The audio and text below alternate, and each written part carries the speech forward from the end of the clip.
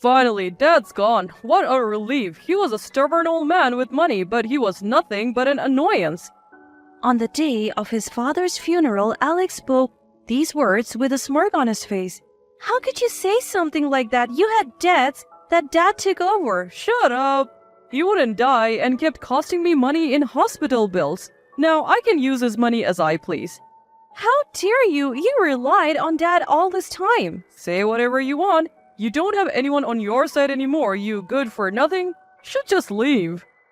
Brother-in-law, how could you?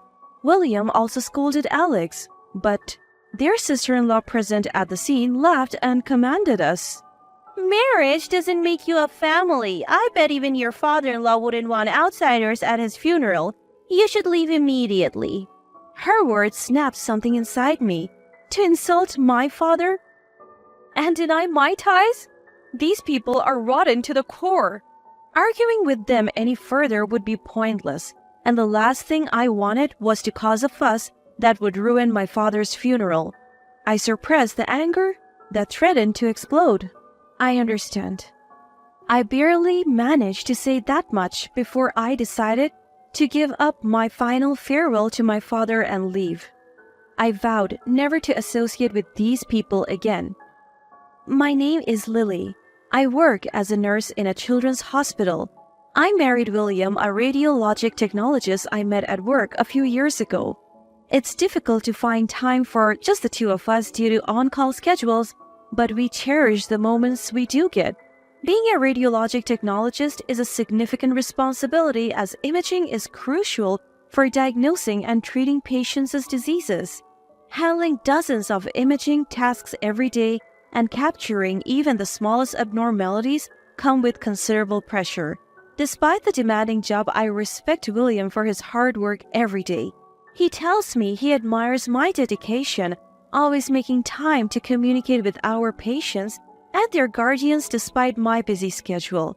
Once upon a time, I could hardly believe I would be of such help to others, nor did I dream that such happy days were in my future. My father worked for a major trading company. When I was a child, he often worked abroad, leaving my mother, Alex, and me to fend for ourselves at home. In that setup, my mother and Alex treated me like a servant. Didn't I tell you to clean this up? You're so useless. Hey Lily, go get me a juice now. You've got a minute. This kind of harsh language and ordering around was all too common. My mother, adoring Alex, treated me as if I was nothing but a nuisance. Seeing my mother's attitude, Alex grew up to be the type to boss me around. As a child, I tried my best to meet their expectations, but contrary to my efforts, both my mother and Alex continued to belittle me. Even when my father returned from his overseas assignment when I was in high school, their attitudes didn't change. My father tried to defend me, but my mother and Alex blamed him. I raised these two all by myself while you were gone. You didn't lift a finger to help, and now you're going to complain? Just because you're back now doesn't mean you get to play dad. We have our own dynamics here. We managed fine without you. Don't act all high and mighty. My father argued with them, but no resolution came.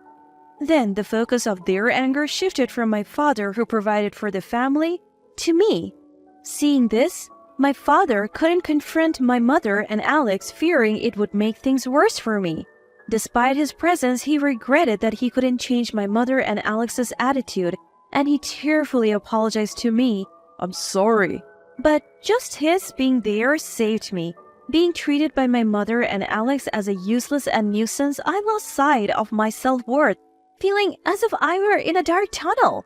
But then my father said to me, Lily, you're not useless. You're not a nuisance. You're our family and you're a good person who belongs here. Just these words were enough for me. Even when my mother and Alex belittled or ordered me around like before, just knowing that my father was there, my heart wouldn't darken.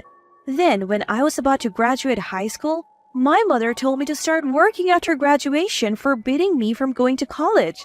All the while Alex, who barely studied, got to go to a private university and goof around. But even then, my father wouldn't stay silent when my mother tried to single-handedly crush the options for my future. My father asked me what I wanted to do and told me that I could decide my own future. Having been at the beck and call of my mother and Alex for so long, I hadn't even thought about my future. But at this point, I seriously considered what I wanted to do. I wanted to do a job where I could be of help to people, so I decided I wanted to become a nurse. When I voiced my desire, my father secretly arranged for me to go to nursing school, paying the entrance fees and arranging a place for me to stay, all without my mother or Alex noticing. And so I was able to enroll in nursing school without a hitch. Since then, I have only returned home when my mother passed away. But even after I went to nursing school, I kept in touch with my father. When I secured my first job, passed my national exams, started dating William, and even when we decided to get married, my father was over the moon. He was as happy for me as if these were his own achievements. On the other hand, I was worried about him being all alone at home. But he insisted, I'm fine, really. brushing off any concerns I voiced. My father, who never showed any signs of weakness, mentioned one day on the phone that he was experiencing a bit of pain around his midsection. Even though he said it was just a bit painful, I knew he was probably downplaying it. I suggested that he should visit the hospital. Days later, he informed me that his endoscopy showed no issues. I felt relieved at the news, but my husband William was skeptical. He said that there could still be a problem that wasn't detectable with just an endoscopy and suggested a cancer screening as a precaution. I relayed this to my father and urged him to go for it. And then the results came in. My father had pancreatic cancer. While it was a shocking revelation, we were told the cancer was still at a stage where it could be surgically removed. So my father was admitted for surgery. The news had initially plunged me into darkness, but luckily the operation was a success. When William and I visited him in the hospital, although his fatigue was evident, he greeted us with a smile. Just as I started to feel a bit relieved at seeing my father looking better than expected, the door to his room swung open abruptly. There stood Alex and a woman. With a fleeting glance, Alex acknowledged our presence but barged into the room without a care. Get out, he said, tilting his chin towards the door as if we were in his way. The woman next to him was also gesturing for us to leave. I quickly realized that she must be Grace, the woman Alex had married. Having heard about Alex's marriage from my father, I intuitively felt that this must be his wife Grace. Can't you wait a little? We just got here, I protested. But Alex just smirked disdainfully at me.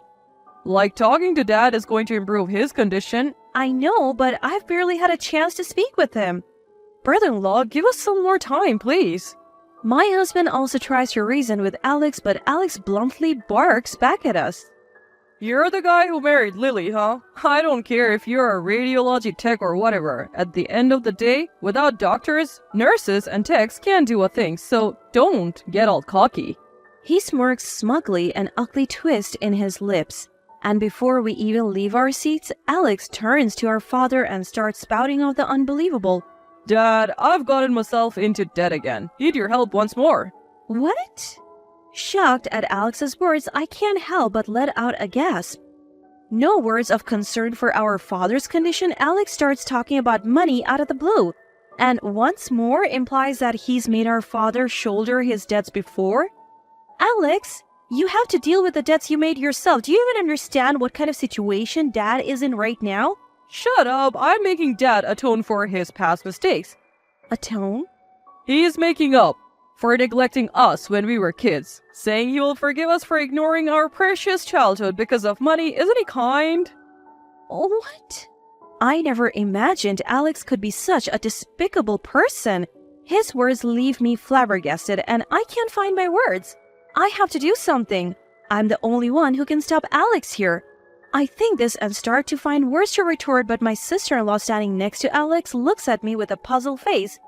Don't get all high and mighty just because you're married. You're in the way, so go home. I snap at my sister-in-law's words, and I don't have the luxury to stay calm. That's enough. Forgetting that I'm in a hospital room, I can't help but raise my voice. Lily, stop.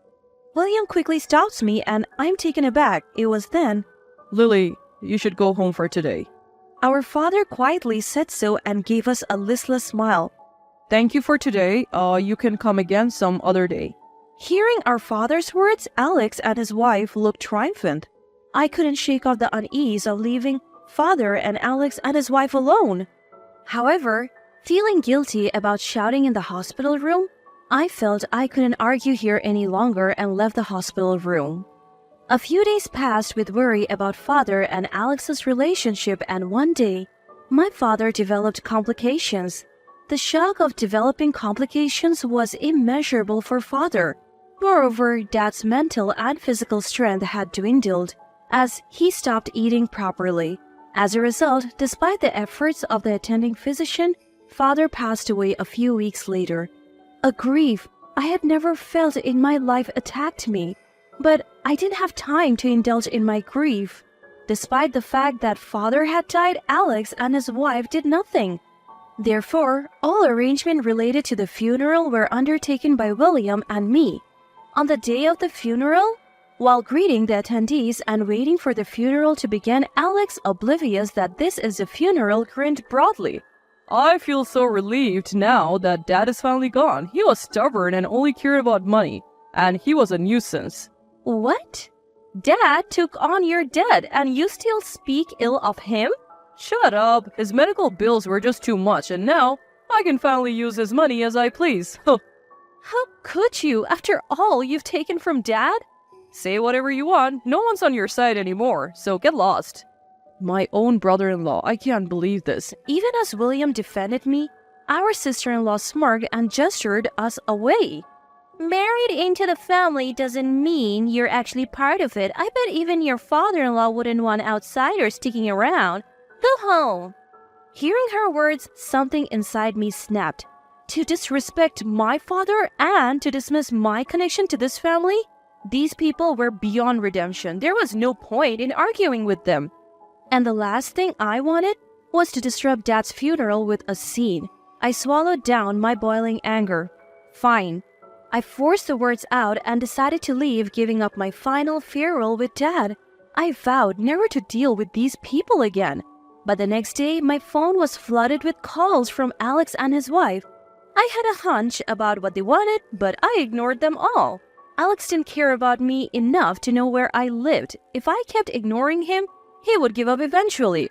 Or so I thought, but Alex exceeded my expectations, hiring a detective to find me and showing up at my apartment. Hey, why aren't you answering your phone? We've been trying to reach you. Get out here. Do you know how much trouble we have had trying to find you? The moment they saw me, they started yelling, letting out their pent-up frustration. Before I could respond, they rattled off their grievances. Is that lawyer telling the truth that all of Dad's inheritance goes to you? That can't be right, can it? We're siblings, so the inheritance should be divided equally, right? If anything, you're the younger one, so you should get less. When I remained silent, Alex roared, Say something. It was funny how they were the ones who didn't give me a chance to speak. What the lawyer said is true. I was surprised when I found out too. No way. So you're saying you get all of Dad's $10 million? I won't accept that. Whether you accept it or not doesn't matter, Alex. This has already been decided. You think you can talk back to me? You've always been useless and you couldn't even help Dad when he needed it. You should just do as I say for the rest of your life. Alex was hell-bent on acquiring the inheritance by any means necessary, refusing to face the inconvenient reality, but his attempts were futile. After all, our father had expressly excluded Alex from the list of heirs. Whether Alex accepts it or not, it doesn't matter. This is already settled. No way. Lies? Alex, you made Dad pay off your gambling debts, calling it atonement. Plus, you used Dad's stockholder benefits without permission and sold its belongings. Also, Dad had taken measures to ensure that Alex could not inherit his property, citing insults from Alex and my sister-in-law among other reasons. What you guys did is enough to lose inheritance rights. Get it and leave. Don't ever show up in front of me again.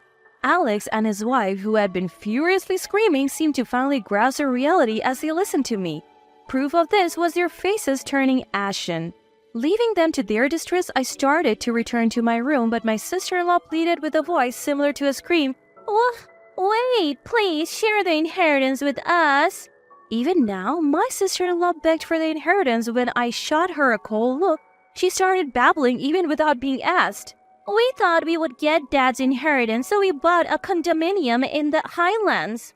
Uh-huh? We borrowed money from a pretty risky source, thinking we could pay it back quickly. If we don't return it soon, the interest won't be a joke. Please share the inheritance with us.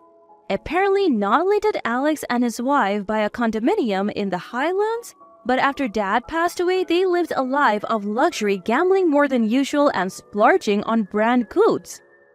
That's not my problem, I said. Upon hearing this, Alex shouted in panic.